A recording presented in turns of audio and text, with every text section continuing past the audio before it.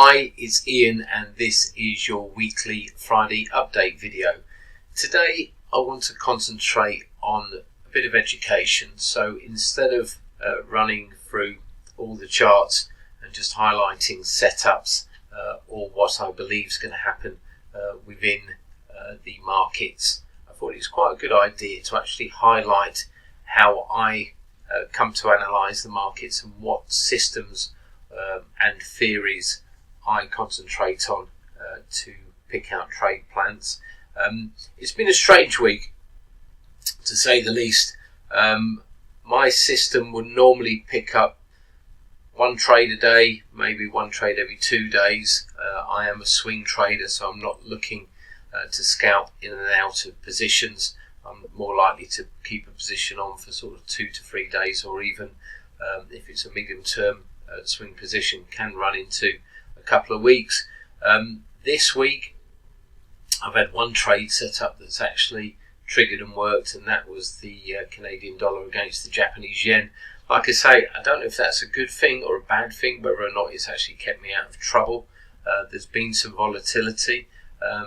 There's been moves in directions that you wouldn't expect with regards to the news. So obviously the conflict between Israel and Iran is escalating. Everybody's listening to Trump's next move or next tweet. There's high volatility. We've seen oil rally aggressively to the upside. This is on supply chain worries. We've seen stock indices sort of move lower, yes, but there's no aggression in these moves. And we will actually look at the US 30, which is the Dow Jones, and highlight what I believe is going on there. DXY, the dollar index, we've seen a bit of a move to the upside, but it hasn't been aggressive. And I think the most important thing to look at is gold. You know, gold is the typical safe haven product. That's been drifting lower this week. Okay, we had the Fed on Wednesday, which gave the DXY, which is the US dollar index, a bit of a boost to the upside, but that's just retraced. But gold is actually hanging quite low at the moment. I believe that's quite strange, you know, with the potential market panic that could ensue if this war escalates. So let's get to the charts. So I've made quite a few notes for today, but I just want to explain what you can see in front of you. So this is a trading view setup. I've got split screens, so I've got this main screen at the bottom, then a trading panel on the screen at the top. I've got a laptop on the right hand side where I normally have News Squawk and Bloomberg just to keep in touch with breaking news. In the middle we've got the monthly chart, then moving around clockwise we've got a weekly, daily, 8 hour, 4 hour, an hourly chart. What has a tendency to happen is predominantly the trade plans are taken from this time frame, the 1 hour chart, but the signals are normally taken from the weekly and the daily setup. So I'm looking for confluence areas. A confluence area is, as far as I'm concerned, it's a zone where more than 1 or 2 or 3 factors line up. So Elliott Wave formations, I'm looking for 5-wave patterns.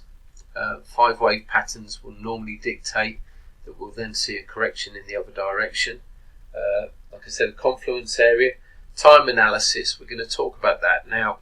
I'm just writing a blog piece for Hola Prime at the moment with regards to time frame analysis, or counting candles as I'm going to call it. And I think it's very important that people at least have a bit of knowledge with regards to counting candles. A lot of the good indicators out there, or a lot of the good theories out there, the GAN theory has got a large emphasis on time and price. Elliott Wave analysis, not so much. DMARC indicators, which are indicators used by institutional traders, they have 9 counts, 13 counts. Also have something called a TD flip, which I use in my analysis. So time frame analysis, Stacey Burke is a quite a well-known retail, if you like, trader, professional trader. He uses free cycle days within his analysis. What I actually look for is I look for the candle 4 candles previously. And the reason that I do that, again going back to DMARC indicators, is that the close and the open of the fourth candle, the previous fourth candle, is important with regards to a DMARC count. And I've been able to sort of combine that into my analysis to highlight support and resistance zones. Stacey Burke uses the high and the low of the candles predominantly. I don't. I use the open and the close, and the reason that I use the open and the close is because the DMARC system is based around the open and the close. So, and also large candles. So that's my sort of last note, if you like, on my board this morning. So large candles. Why large candles? Because again, I'm looking at the open and the close. So if I've got a doji style candle that's opened and closed in virtually the same price, it's not really going to give me a decent target or entry level. So just to highlight those: confluence area, 5 wave patterns, Elliott Wave, time analysis, open and close, and large candle formations. Okay, so I'll just explain what we can see on this chart. This is pretty, what I'd call a vanilla chart. Okay, so it's just candlesticks, very little on there. The orange dashed line is weekly resistance. We've got a blue dashed line, which is monthly resistance, and then we have a black dashed line, which is daily resistance. So I color code all my charts to make it easier to decipher basically what's going on. The dotted lines are daily support, okay, and the dotted orange line is weekly resistance. So basically what I'm looking for, if you stop chuntering in, is I want these to line up. So I want that to be overlaid within the dashed line to highlight that we've got a confluence zone. So confluence zones are basically where more than one thing lines up. What I do have a tendency to do, like I said, is count back 4 candles. So here, 1, 2, 3, 4, and I've put a dashed line or a dotted line on that, on the open of that candle. What I actually think is going to happen today in DXY is I think that we'll just consolidate, probably stay within this sort of range from Wednesday. There's no news bombs unless we get a story out of Trump or tweet out of Trump. Then I think we're probably going to see a consolidating Friday inside days, and I think this will then become relevant on Monday. Okay, so then we count back from Monday, so this will be the 23rd of June. 1, 2, 3, 4. That is a dominant candle. Okay, that is a large green candle. That shows me that buyers were present at this level. Okay, at this opening level. Why is that important? Well, then when we go back to an intraday chart, okay, we can highlight that. And what I use for that, I use the syncing tool on trading view charts, so we can then highlight that as a support level. What do I see here? And I think this is where a few people that sort of trade or look at Elliott Wave get it wrong. They will take a wave pattern from here because that is the swing low and this is the next swing high, and then they'll format it like this: 1, 2, want to get up in 3 and 4, and then up in 5. However, you never really know whether or not you're in a corrective formation or an impulsive formation unless you look to higher time frames. So higher time frame analysis actually highlights to me that at the moment we're in a corrective formation, but a corrective formation higher. That normally will result in choppy price action with overlaying wave patterns. So I actually see this 1, 2, 3, 4, 5. I've got a resistance zone here. I'm going to have a support zone here. So basically what this is telling me with regards to sort of DXY is potentially an inside day today. Okay, and what I'm trying to do is either trade the completion of the AB, well, the completion of the 5 waves or the completion of the AB. See, so it's looking like 5 waves up, then a correction down towards that support zone at 97.72 on Monday, and then that gives a buying opportunity. Then we can use correlation. Okay, so we've got confluence and we've got correlation. I did a talk and a piece for the STO, which is the Society of Technical Analysts, a few years ago now, and it was called confluence and correlation. So confluence is zones, correlation is using one product to highlight a bias in a different product. So in other words, if I want to be buying DXY at lower levels, I want to be selling euro dollar and sterling dollar at higher levels. Okay, so that's just to highlight what I believe is going on my system, and also what I think is going on in DXY. Now, if we look to the right hand side here, this is the watch list that I use, predominantly FX, so obviously all the crosses of the major FX pairs, but we've got oil in there, we've got a lot of stock indices, we've got some commodities, etc, etc. Now, normally, looking down this column, I would see a lot of amber lights, which basically, again, I colour code everything, so an amber light would tell me to be ready, but I'm not really close to a setup, but there's a potential setup on the horizon.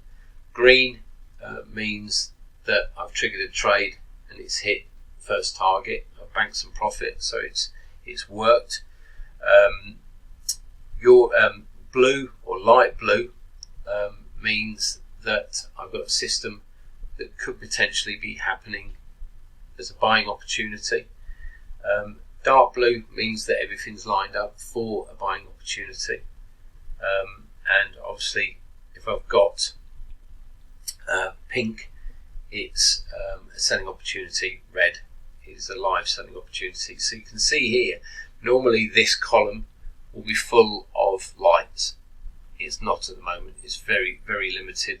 There's very little in the way of dark colours, which has signalled buying opportunities. But we will sort of run through these, and then we'll go back to the dollar majors. So again, time frame analysis is really important. This is the S&P 500. Going into next week, okay, so forward planning, what happens here? Well, I've got the open from this large candle, which was booked on the 19th of May, and I've got the close from this large candle up here. So, alright, it's not a big sweeping candle like this, but on a risk-reward basis, I'm sure that if we drill it down into a 1 hour time frame, that's going to offer a half decent trading opportunity. So this will be a potential entry. The dashed line is my bespoke support and resistance levels, so that's lining up. I then go to mirror. Again, we want to mirror things within the chart. I'm just going to make that the same colour. So that shows the close of this candle. So counting back, and remember this is going to be next week, 1, 2, 3, 4 dominant candle, open and close, plotted on the chart. If I go to this time frame, I'm going to use a 4 hour chart. Okay, then we can see this confluence zone to the downside. What do I not like? I don't like the fact that it's around 161.8%. I want it to be 261.8%. Okay, so even though I've got a confluence zone, at the moment it's not confirming 5 waves. What I would prefer to see, and this is why I need to monitor it going into next week, what I prefer to see is sort of this sort of pattern. Okay, so taking the Elliott Wave formation from a different stance, and it might even be something like this. At the moment, is far too early to tell. So that is why the XPX500, which is the US 500 on most platforms, has only got a light blue signal, because I'm standing by my bed, but I'm not. I haven't set my trade plan. I haven't looked at risk reward, etc., etc., because I haven't seen the 5-wave formation yet.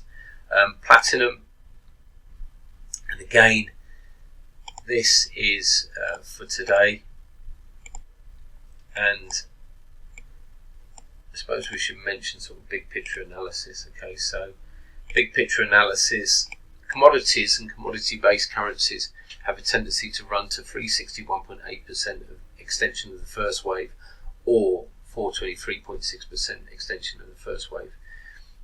Very rarely do they stop at 261.8%. That's more currencies. Commodity-based currency crosses, wow, have a tendency to also overextend. Okay, so wave 1, wave 2, wave 3, wave 4, up in 5. Doji style candle yesterday. What's it telling me? The potential of the top. Okay, potential of the top. But I've got a confluence zone here at 1220. 1220.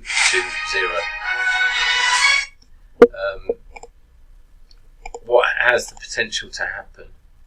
Well, we have the potential to make a head and shoulders pattern. So left shoulder, head, come down, form the right shoulder, and then move higher. What I don't like at the moment, and again, talking about Elliott Wave analysis, what I don't like at the moment is the fact that this is a 61.8% extension level. So even if I grab or take a long trade at this confluence zone, I might not get much out of it. Okay, so it might just be a fourth wave correction. However, if I can see this happening, okay, and this is why it's important to look at shorter time frames. If this moves lower in 5 waves today, then that would dictate that this is actually a 3-wave corrective pattern. So that's wave A, B, C. It's quite common for C to move down in 5 waves. Then I can get this move higher.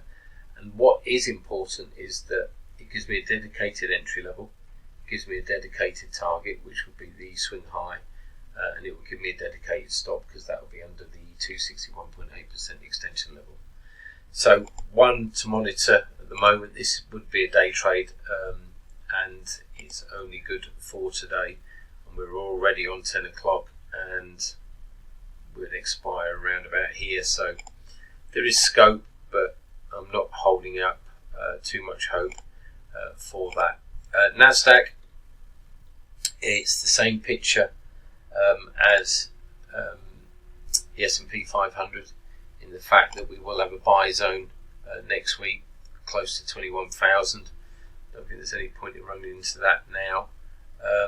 Gold, did a report on gold this morning, but again, time frame analysis, and this is where it's quite important. The support level actually expires at the close this week. So this week I've been frustrated watching gold, watching these sort of moves to the downside, wanting to see an impulsive move. I can't force the markets. I can only react when price tells me to, basically. So this whole plan, and I was trying to buy the 5th wave of the Elliott Wave formation, that this whole plan will expire at today's close. So again, it's a light blue light. It's not a dark blue light. Sterling yen, holding within a large expanding wedge pattern, has an eventual bias to break to the downside. However, yesterday's candle dipped and then moved aggressively higher. On the daily chart, that is a bullish outside day. It's also a bullish outside day with a DMARC flip, which is a 30-minute video on its own. So a DMARC flip basically says that the market was bearish, it's now turned bullish. So that is bullish for short-term sentiment. Got a confluence zone at 195.30. If we get down there today, then I would look at taking a long position up towards the trendline resistance at 197.01, in the knowledge that it's potentially counter trend, so limiting my trade size in that setup. Euro sterling, again I've put here Friday, but it's just not going to get there. There's no news bombs. What I'd like to see is a move lower towards this level here in 5 waves. The confluence zone is between 0.8499 and 0.8497, so a 2 pip confluence zone. Euro sterling is pretty tight. I then look for a move higher to form the right shoulder in a bearish head and shoulders pattern. So again, in the knowledge that the move higher is potentially counter trend. It's on a black dash line and a black dotted line, so it's a day trade. Okay, it's not a swing trade. If I don't get there today, then I'll just take this light off. Okay, it's frustrating, but it's also just a part of trading, unfortunately. So let's go back to the dollar index. Let's talk about what is going on and then reflect that onto the other dollar products. So DXY, like I said, moving higher. The sort of bias is to buy into dips. It's still not a strong signal. Well, that's one thing I should say. It's a single level. There's no confluence zones that there. I'd need this to be down here to make it a strong signal, and then I'd look for a potential swing trade opportunity. But it's only one single zone, and at the moment the bias is actually to sell into rallies in the dollar. So intraday bias is to sell into rallies in the dollar. Maybe I should be expanding this. So intraday bias is to sell into rallies in the dollar. The sort of bias going into Monday of next week would be to buying the dollar. So we continue to have this sort of intraday volatility, and I think anybody that is a trend follower, when you look at the daily charts, people are just getting chopped up inside, and that's quite common. Let's go to my watch list. So I have a big array of different watch lists. So if I'm looking at dollar products, all the dollar products are under one watch list. If I'm looking at yen, if I'm looking at Swiss franc, if I'm looking at Canadian dollar, I've got all those products in one watch list. I also look at baskets, so I look at single currency baskets, and I use those as an overlay, but that's sort of the last confluence, if you like, or the last confirmation. So dollars, so just sort of highlighting sort of what's going on here. I've got basically overlapping wave patterns. Okay, a reflection of this with regards to DXY would be to buy the dip and basically sell the rally. There's a 261.8% extension level located at 1.1554. There's the potential to stall there. There was actually a resistance level this morning at 115.30, and it looks like it's holding for the time being, but there's ample scope to break to the upside. The system setup for today is actually buying a dip at 114.70 to try and get the correction to the upside. I could sort of say that this is a wedge pattern. Wedge patterns offer an upside bias. The target level will either be here at 115.82 or up here where I've got an alarm at 116.16. So at the moment, bullish bias. Preferred trade is to buy into dips. Why don't I just trade at current levels? And we've spoken about this before, just purely on the basis of risk reward. If it's mid-ranging, where do you put your stop loss? Where do you put your target? The R rates, which is your risk against reward ratio, just get completely skewed. So mildly bullish bias. Again, I'd look at that DXY support level on Monday for a potential topping level in euro dollar. This was something that we talked about this morning. So a short 5-wave pattern, 1, 2, 3, 4, 5. Did it line up with anything? No, it didn't, unfortunately. And we've seen this move to the upside. Got a single resistance level located at 1.3498. We've seen a mild correction from the to the downside from that level this morning. Not really held. If you're looking at purely pattern trading, then there's a potential of a reverse head and shoulders pattern. So buying into the right shoulder, so that this would be the left shoulder, this would be the head, and then buying in the right shoulder, which would also be the AB leg. Resistance on Monday is going to be located at 1.3573. Again, it's a single bar. It's not a confluence zone. So will I be trading it? Probably not, because I like, as I said, to get those confluence zones in place.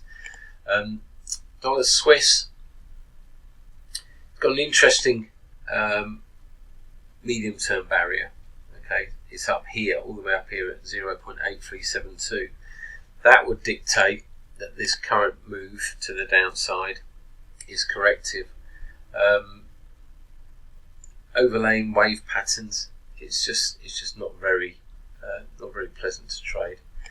Aussie dollar. This is what I was saying about, or I don't know if I said about it, but I was quite unhappy that I've only had sort of a limited amount of trade plans this week. But then I look at products like the Australian dollar against the US dollar, and a few other products like the New Zealand dollar against the US dollar, and there's been so many false breakouts that I think that if I purely traded on patterns, then I would have been caught out on those. All right, I might have traded retests of the breakout levels, but I would have still been wrong-footed. And if we look at this, which is Aussie dollar, so we've got this wedge formation. We had a breakout. Elliott Wave analysis would have said yes, this is the third wave.